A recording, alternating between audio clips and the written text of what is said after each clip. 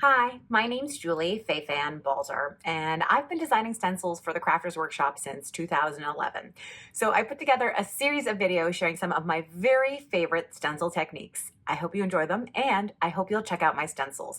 You can always find more tips and tricks here on my YouTube channel, so be sure to subscribe. And also on my blog at balzerdesigns.typepad.com. And you can subscribe to my weekly newsletter as well. It's free. It hits your inbox every Friday with a dose of inspiration and a lot of information about the online classes that I teach. I'm going to be using my messy writing stencil in 6x6. Technically, this is a mask, right? It's not a stencil. It doesn't have a big rectangle border with holes cut out. In fact, it's one piece that masks what it goes on. If you want to learn more about stuff like that, you can join my free online class, Stencil 101. It comes to your email inbox. So I've arranged here some different mediums, sort of in the order of neatest to messiest, meaning you'll get very little roll under if you use ink pads and an ink blending tool. You'll get maybe just a tiny bit of roll under if you use something like a modeling paste or molding paste. This happens to be stencil butter from the Crafters Workshop, and a palette knife. This is heavy-bodied acrylic paint with a cosmetic sponge. You could also use a stencil brush with that. Then this is fluid acrylic paint, and again, you can use a cosmetic wedge or a stencil brush. This is some spray ink and watercolor or anything more liquidy. So the more liquidy you get, the messier and less perfect your stenciled image is going to be.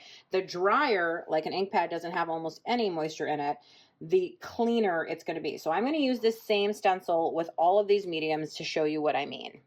So I'm putting my stencil onto my tag, and then with the ink blending tool, which I'm holding by the block part, just resting my finger here, I'm going to tap into here. This is a dirty ink blending tool, so I haven't washed it. It probably has some other colors in it.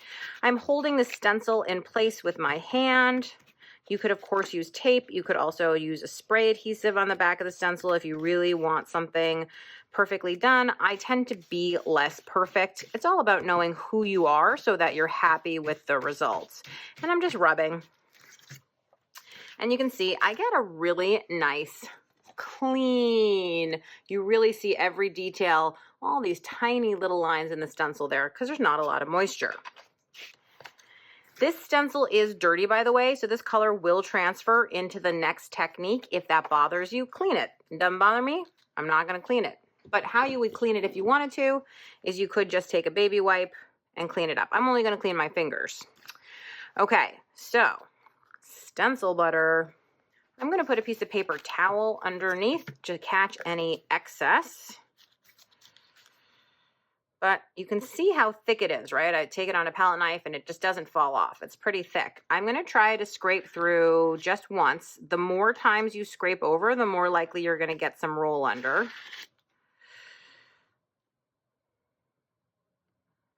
There you go. Pretty spectacularly clean if you look at it, right? It doesn't have a lot of roll under because, again, it's thicker, less water.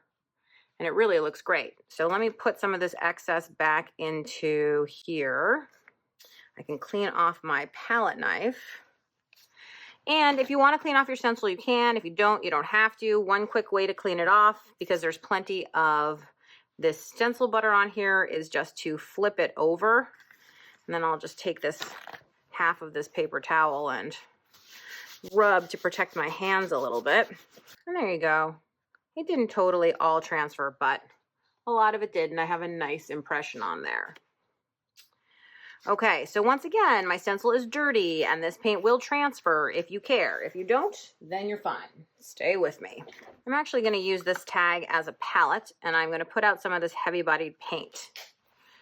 And I'm going to take my cosmetic sponge. I'm going to dip in. I don't want too much on here, so I'm going to dip out, just like so.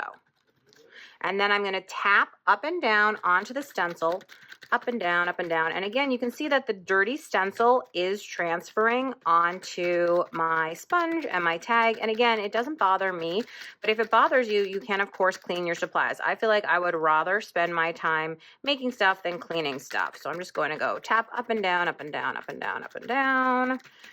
until I'm satisfied. And whenever I need to dip in, I keep tapping off because I never want to have too much paint on there. Because again, remember that anything wet is the enemy of clean stenciling. If you don't care if the stenciling is clean, then you can have a big glop on there.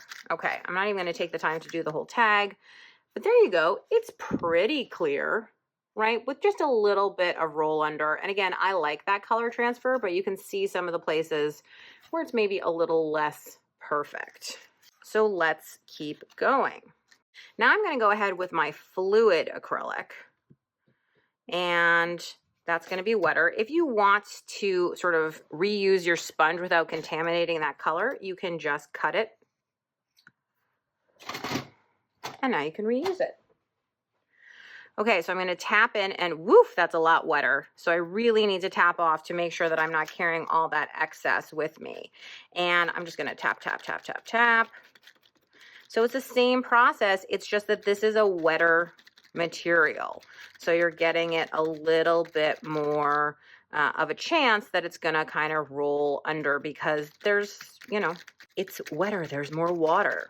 And I shifted the stencil slightly there. One of the reasons you might want to tape it down instead of holding it. Okay. There you go. So again, pretty good because again, I'm tapping off, trying to get it as dry as possible. And now we go to the spray ink.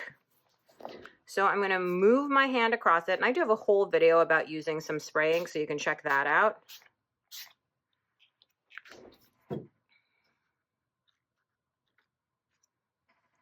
And I think you can see that this one has more roll under because of course it's way more wet. And again, I like to use every last little bit so I know there's ink and paint and stuff on here. So I'm going to go ahead and push my tag down onto my dirty stencil and then pull it up. Ta-da! I've got a mix of spray ink and paint and all kinds of good stuff on here that made that print.